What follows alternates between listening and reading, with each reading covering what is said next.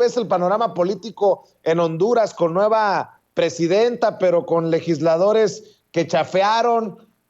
No va a ser fácil la situación allá en Centroamérica, en este país. Mira, es muy, muy interesante, Vicente, y qué bueno que lo planteas, que lo traes y que lo pones digamos, en ese tenor. A Honduras le pasa algo que podemos estar viendo dentro de muy poco en México. Y es que tú recordarás que a Manuel Zelaya le dieron golpe de Estado en 2009. Su esposa se convirtió en una activista para recuperar, digamos, la fuerza política de la democracia. Afortunadamente no lo asesinaron. Afortunadamente pudo regresar a Honduras él a seguir participando en política. Y digo afortunadamente porque hubo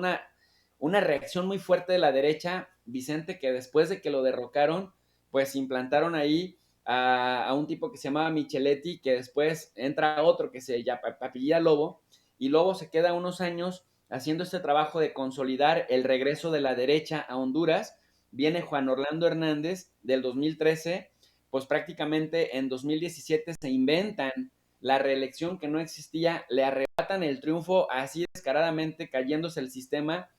haya sido como haya sido en 2017, como suele hacerlo la derecha, la verdad, en América Latina. Se inventan la reelección, le roban a Salvador Nasralla, que era el aliado político de Zelaya y de Xiomara Castro, se queda con los resultados desastrosos que ya lo vimos hasta el año 2021, desastrosos en materia de pandillerismo, desastrosos en materia de expulsión de migrantes, desastroso en materia de inseguridad, en materia de salud y en materia de desinversión y de desempleo. O sea, y sobre todo con problemas de narcotráfico. Recordemos, y esto no está de más volverlo a decir cada que se pueda, un hermano de Juan Orlando Hernández está preso en Estados Unidos por narcotráfico, cadena perpetua.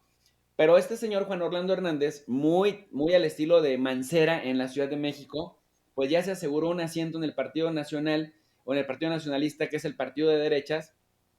el Acción Nacional de Honduras, un lugar en el Congreso para tener impunidad los siguientes años, en la siguiente legislatura. Entonces, Vicente, esto es bien importante señalarlo porque, mal que bien, la derecha se fraccionó en Honduras, pero no se murió. De tal suerte que al no morir, tienes un problema con la izquierda. Se juntan la izquierda que representa el Partido Libertad y Refundación, al que se le conoce como Partido Libre, encabezado por Xiomara Castro, la actual presidenta de Honduras, y el partido de Salvador, de Nasralla, perdóname, que se llama Salvador de Honduras. El problema gigante que tienen, querido amigo, es que entre los dos no alcanzan a tener mayoría absoluta, es decir, 50% más uno, y aquí viene un problema, porque tienen un Congreso Nacional de 128 curules, pero entre los dos juntan 60. Nasralla, a través del Salvador de Honduras, aporta 10 y Xiomara Castro, a partir del Partido Libre, aporta 50. Y aquí viene lo complejo, Vicente, porque les hacía falta, ya juntos tenían 60, les hacían falta negociar con otros 5 más para poder tener ese 50% más uno. Pero un grupito de disidentes encabezados por el que yo le llamo el Juan Guaidó hondureño, que se llama en realidad Jorge Calix, que también surge del Partido Libre, del partido de Xiomara Castro, se junta con otros 19 congresistas y empieza a negociar con la derecha hondureña, la derecha de Juan Orlando Hernández, al que habían estado acusando de narco, de corrupto, etcétera, etcétera, para que sea él, al servicio de las élites económicas y estadounidenses o hondureñas, el presidente del Congreso. Tú sabes que el presidente del Congreso tiene pues bastante influencia en qué proyectos se congelan, qué proyectos de ley se congelan y qué proyectos de ley se terminan convirtiendo en ley. Jala a 20, Xiomara Castro anuncia en las redes sociales hace unos días traición, nos han traicionado, el Partido Libre abiertamente dice a esos traidores los vamos a expulsar y hay dos que recapacitan y regresan al redil. Sin embargo, Jorge Calix, el Juan Guaidó hondureño, que además tomó protesta el 23 de enero, el mismo día que el 19, en el año 2019 lo hiciera Juan Guaidó, que se autodenominara presidente de Venezuela, bueno, pues este se autodenomina presidente del Congreso, y es que él decía que era injusto que Nasralla, que nada más aportaba 10 votos a la alianza en el Congreso, pidiera su vicepresidencia y pidiera también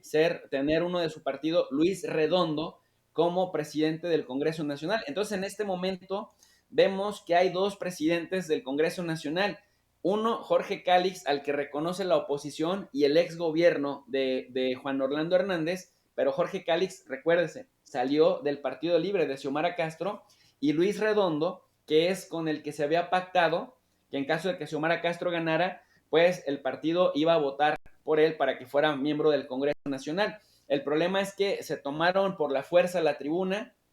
hubo golpes por todos lados, hubo insultos, o sea, se vivió una verdadera batalla campal, y así en plena batalla campal, al estilo de Felipe Calderón en aquellas épocas del 2006, en diciembre del 2006, tomaron, digamos, el Congreso Nacional, y ahora Jorge Cálix dice, soy el presidente del Congreso Nacional, pero está amarrado con la derecha de Honduras, que prácticamente pues mantuvo el statu quo hasta este momento. Y esto le pone un panorama muy complicado a Xiomara Castro, querido Vicente, porque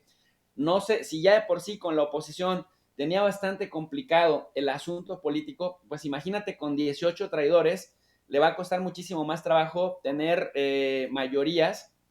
y por lo tanto pues va a tener que recurrir a todas las facultades que tenga el Ejecutivo en su poder, pero difícilmente vamos a ver que una ley prospere, porque pues va a tener que ir negociando primero con los traidores de su propio partido, que son 18, con ese presidente que sí reconoce la derecha, pero que no reconoce ella. Mira, a tal grado llegó el conflicto interno